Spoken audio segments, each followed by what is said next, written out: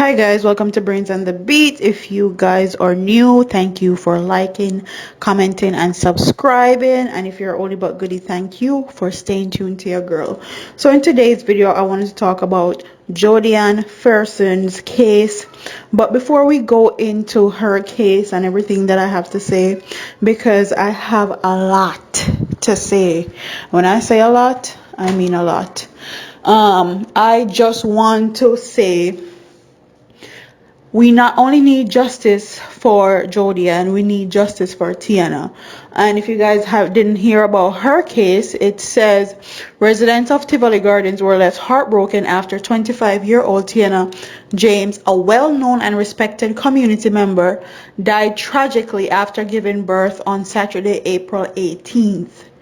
Okay, so Jodian is not the first, and this was actually published April 24th, 2020, a few days before the Jodian Ferson's case went live, or what happened to her. So let's start from the top, and I'm taking this from the Gleaner. It says, a major squabble has erupted between two Kingston hospitals over whether the death of 23-year-old delivering mother was caused by panic breakdown in COVID-19 patient protocols by a medical team at Andrews Memorial Hospital. While the Ministry of Health and Wellness have launched an investigation into the incident, Andrews has denied culpability, pointing a finger in the direction of the University Hospital of the West Indies for not answering appeals for assistance. Andrew has also blamed a team of anesthesiologists working with Jodian Ferson gynecologists for refusing to engage because of fears that the patient might have COVID-19. She later tested negative. One thing that didn't sit well with me is how this person from Turks and Caicos came into Jamaica, got amazing treatment, tested positive for COVID-19, but two of Jamaica's citizens died in the care of health professionals.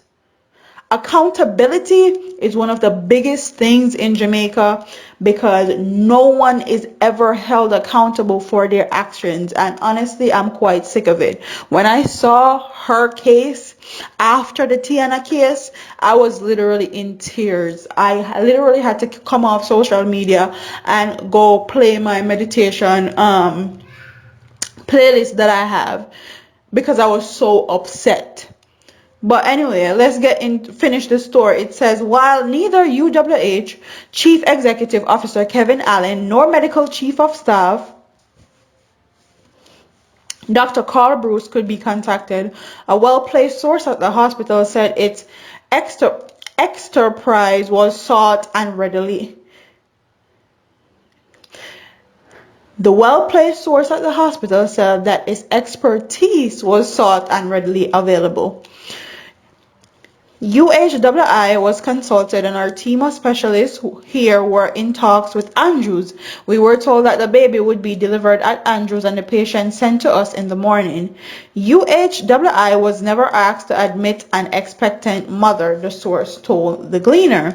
Among the information presented to UHWI, that's the University of the West Indies Hospital, was that the patient was 38 weeks pregnant and labor had been induced.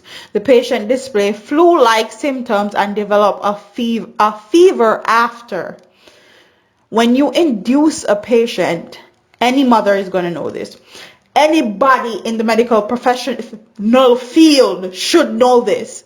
When you induce somebody's labor artificially, you're going to have adverse reactions, and fever may be one of them. I wish part them nurses and them doctor come from. Where them get training from. Who give them degree. As a result, the consultation with UHI, a medical team, was dispatched from here to Andrews, headed by one of our experts or experienced gynecologist. By the time they reached Andrews, they were told the patient was no longer there, said the hospital source. Questions are now being raised about what happened during the period of consultation and the time UHWI arrived at the Seventh-day Adventist run facility. 7 day. The team at Andrew was then advised to stand down. Farron, who died at the University of West Indies about 6 hours after delivering her daughter at the Spanish Town Hospital, would have celebrated her 24th birthday tomorrow. My beautiful daughter, my princess, words can't explain.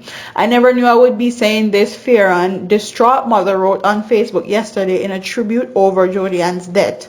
A distressed family member told that yesterday the newborn, who is still at Spanish Town Hospital in St. Catherine, was doing well. She just has a little jaundice, but she's doing well. Farron's gynecologist, Dr. Lloyd Golson, told the Gleaner yesterday that days leading up to her death, Farron's pregnancy-induced hypertension signaled to him that he needed to deliver her, and she had been booked for delivery at Andrews weeks before. So she paid her money to have her child delivered. And free she going there. She never did beg nobody anything. She paid her money to get the most optimal care. But because of fear, they treated this woman like scum, basically. These people must have figured to them take oath when they become nurses and doctors and anesthesiologist, because from what I'm hearing, the anesthesiologist was the one that refused. And anyways, let's go. From she was about 33 weeks, her blood pressure started going up, and I have been, and I'm trying not to cry. I have been treating the blood pressure at 35 weeks. The blood pressure wasn't doing too badly, but they called me on Wednesday to say that whenever she lies down, she's sort of blowing short. Goldson said the nurses at the hospital suspected that his patient might have had COVID-19 given the symptoms she was displaying while in labor. And the symptoms that she was displaying are normal symptoms for anybody that is delivering a baby. Some women get a fever while they're in labor, some don't. Some women have shortness of breath. That's natural. Okay, I had shortness of breath when I was delivering my son. Oh my fucking god. Golson said, when I realized now that Andrews said she had to go, the university doesn't want to take her. I took action. The ICU at UWH said they would take her, but the maternity ward said they couldn't. I called the maternity. They said they can't take the lady. They didn't give a reason at all. So the University of West Indies was called to take her, and they said they could not take her. The maternity ward in particular. Attempts were being made to have Farron transferred to Victoria Jubilee Hospital, but with the only 3 beds in the area designated for COVID-19 care, all were being occupied. The door was closed as well. Andrews eventually agreed to have the patient delivered, Goldson said, but on Friday at around 11 he came back to realize that the maternity ward had been cleared. In all fairness to them, they kept 2 nurses to stay with her on the maternity unit. Andrews didn't send her away. They panicked about the COVID, but they didn't send her away. Goldson explained that while at Andrews Hospital after the decision was made to induce her. I'm also going to insert a clip of her child's father. I'm very disappointed in the way that she was treated at Andrews Memorial. And that's I think that hurt me the most, to be honest. She went there to seek medical attention, right? And the way she was treated. Yet, we have persons coming in from the first and case of Ireland, right?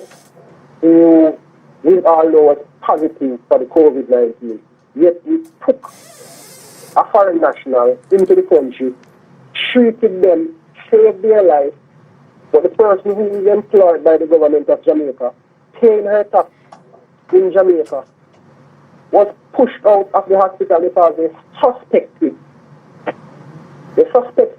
They didn't test her to find out if she had the thing in it. They suspected that she had it. And she was pushed out. She was pushed out. I can't believe this is Jamaica, man. That's firm. I didn't even want to get emotional, but I can't believe this is where Jamaica has gone to. You understand? I grew up watching my grandmother saving people's lives. You understand? In the country where my grandmother delivering children out of their mothers. Right? And now to see something like this happening to my own, where she was pushed away from a hospital. Right? Which cost her life. And then she was rejected by 2 other medical facilities in Jamaica. This is just said, how do you explain something like this? It doesn't matter the technicalities that they want to come up with and any fancy explanation that they want to come up with. And then you're telling me rubbish about Andrews being a Christian art institution. I've never seen God turning back on anybody before. Not even the devil. So when you're telling me about Andrews being a Christian organization and then pushing out somebody's daughter, this is just sickening, man. Trust me, I don't even want to go down that way, but this is just sickening. You understand what I said? This is just sickening. I don't know how you explain that to somebody. How you explain something like that? That is not heartless, brother. That is not heartless. And it's not like she didn't pay her fee. You understand? It got hurt, man. This is something that Jodie was really excited about. This is something that she was really looking forward to, being a mother. Because not even her child, Jodie is just somebody who naturally loves little children. You understand? She's always attracted to little babies. You understand? And then now, having her own daughter, it was something that meant the world to her. It's something that she wrote down ideas, wrote down everything that she wanted her child to be and what she wanted for her child. Right? It's something that she was buzzing about it. And I thought, no, but to see everything, wow, being taken from her, man, it's just that. It's just that. It's something that she really was looking forward to. Fearing oxygen saturation fell and he decided to perform a cesarean section. Andrews agreed initially, he said, after realizing or reassessing her condition, noting that if it was necessary that the patient be intubated or incubated, there would be great risk. So because of that, they didn't want to do it, he said, mentioning his patient cervix was dilated about 5 centimeter.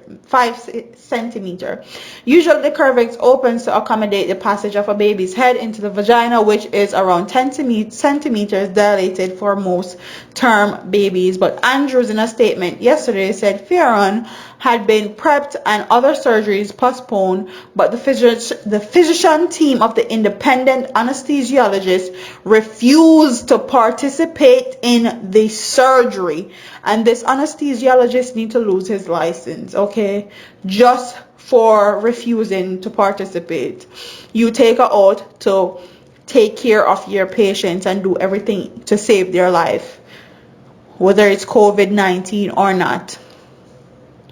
Another attempt was made to transfer Fearon to the University of the West Indies, but Golson said that the attempt failed after his contact there told him she's not on duty now.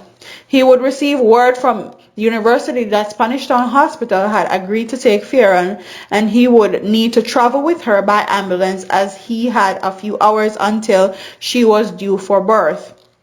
But Golson lamented that after arriving at the hospital shortly before 12 o'clock, there was a further wait of more than 1 hour before his patient could be admitted. It was total madness. Both Health Minister Christopher Tufton and Prime Minister Owens have expressed sympathy towards the family.